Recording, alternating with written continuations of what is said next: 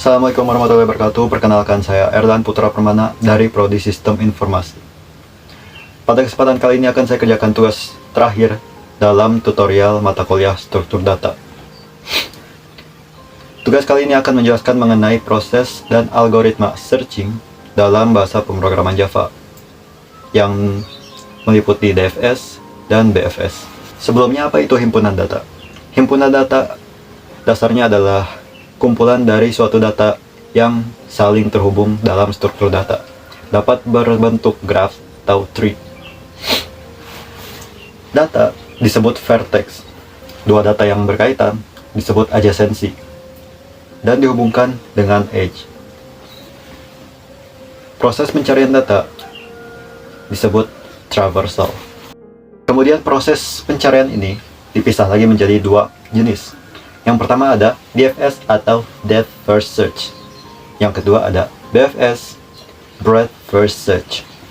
Misalkan kita punya sebuah himpunan data berbentuk tree dengan root 0 dan angka-angka lain sebagai cabang sekaligus leaf-nya atau daunnya. Pada DFS akan dilakukan pencarian rute per rute dari root sampai ke leaf pertama, lalu dicari dari rute lainnya juga secara satu persatu. Dalam grafik labirin, terlihat bahwa DFS dapat dianalogikan sebagai seseorang yang mencari destinasinya dengan mencari rute per rute. Sedangkan BFS akan melakukan pencarian data level per level. Artinya, semua rute akan dilalui secara bersamaan dan sinkron.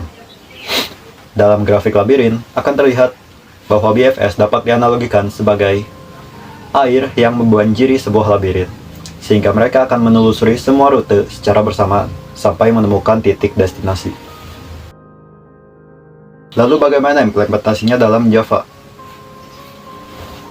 Untuk membuat kode dalam Java, perlu kita masukkan dulu import Java util.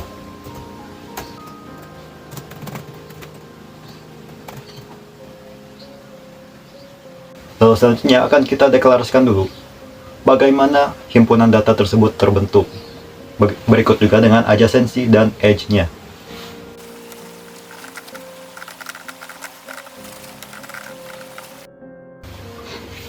Pada deklarasi graf ini, terlihat bahwa pernyataan tersebut error. Itu karena variabel graph dan variabel addEdge belum dideklarasikan sebagai method.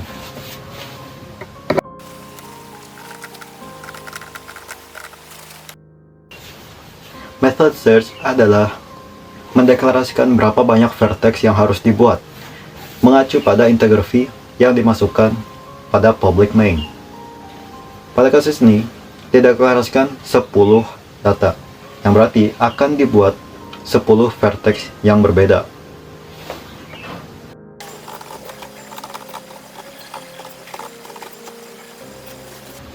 Sementara void addEdge dalam method untuk mendeklarasikan sebuah adjacent di antara dua data masing-masing.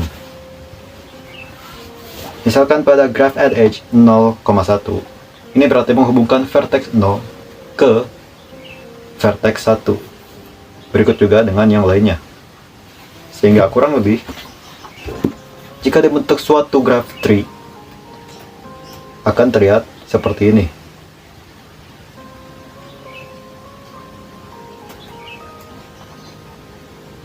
Selanjutnya akan kita buat algoritma DFS.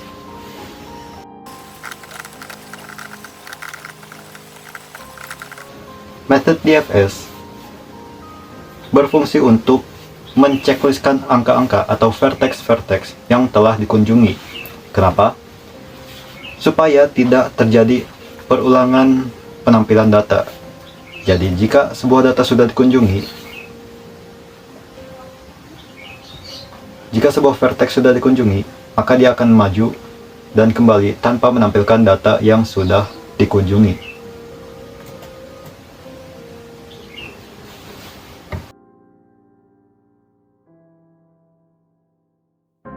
Sampai sini program sudah bisa dijalankan.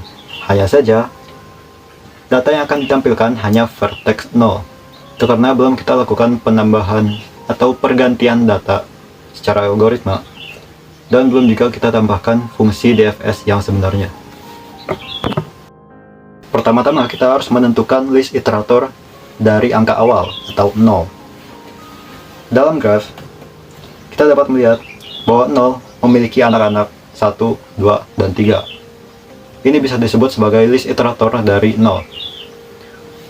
Oleh karena itu, untuk melanjutkan, kita harus menulis list iterator untuk setiap angka yang akan dibuat nantinya.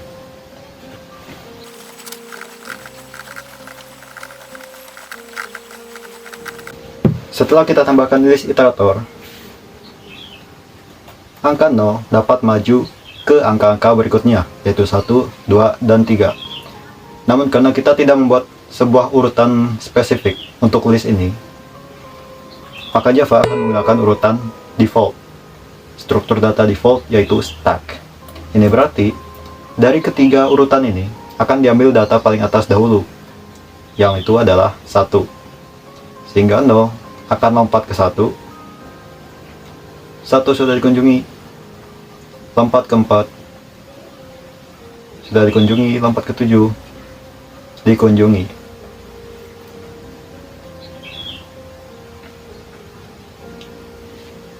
Karena 7 sudah merupakan daun atau ujung dari tree, maka dia akan kembali ke 4. Karena 4 sudah dikunjungi, dia tidak boleh ditampilkan lagi. Oleh karena itu, akan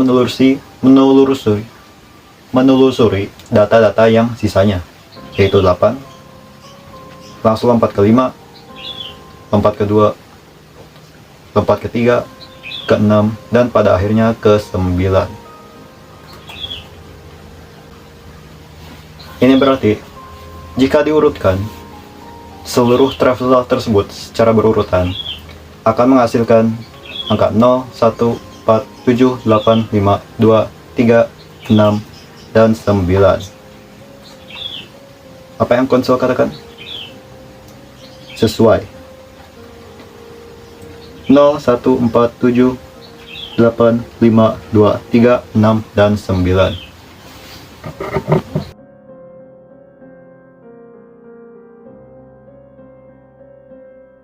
Dan apa yang terjadi jika kita bisa memilih vertex yang mana yang akan menjadi root?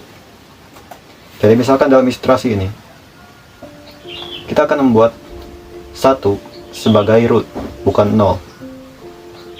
Oleh karena itu, akan dilakukan pencarian hanya data-data di bawah root, yaitu 1, 4, 7, 8, dan 5. Tidak akan bisa mencari data yang di atas root, seperti 0, dan 2, 3, 6, dan 9. Berikut adalah data-data yang dapat ditampilkan pada konsol jika kita men-set root dari vertex 1. Lalu bagaimana dengan BFS? Kurang lebih implementasinya sama saja, 90% mirip. Yang membedakan adalah dalam BFS perlu ditambahkan sedikit urutan queue sebelum list iterator.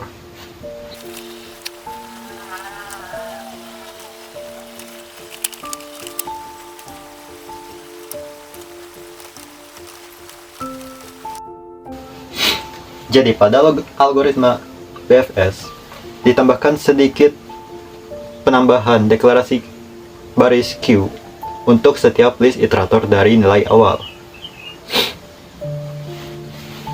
Setiap nilai awal akan bernilai VZ true, lalu akan dimasukkan ke dalam queue, masuk ke dalam antrian. Kemudian segera setelah memasuki perulangan while, angka tersebut akan terhapus dan lanjutkan dengan angka berikutnya atau anaknya. Ini akan dilakukan terus-menerus sampai semua cabang terlalui.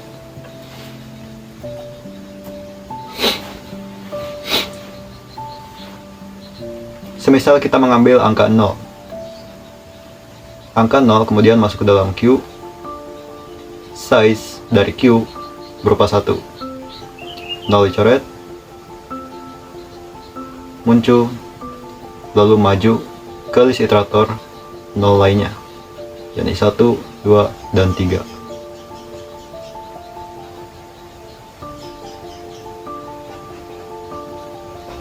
Sekarang size berubah menjadi 3.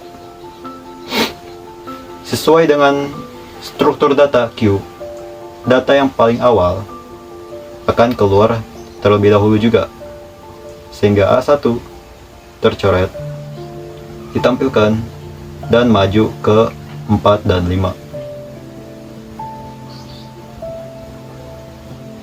Lalu 2 dicoret, tampilkan, dan tidak maju kemanapun karena 2 sudah mencapai ujung. Cabang tersebut sudah terlalui semua. Kemudian lanjut ke 3, tampilkan, maju ke 6. Hal ini dilakukan secara berulang.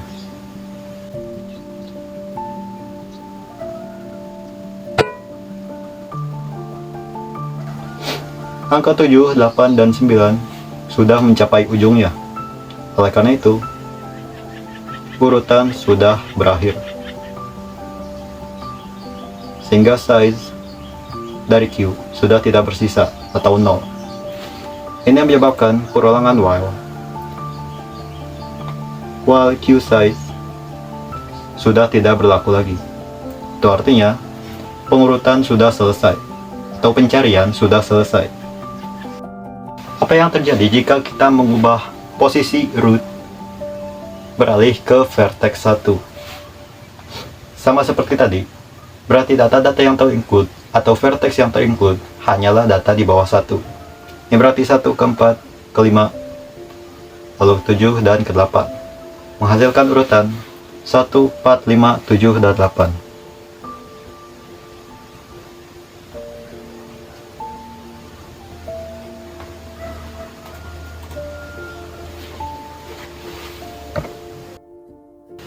Baiklah, itu saja pada tugas terakhir dalam tutorial mata kuliah struktur data.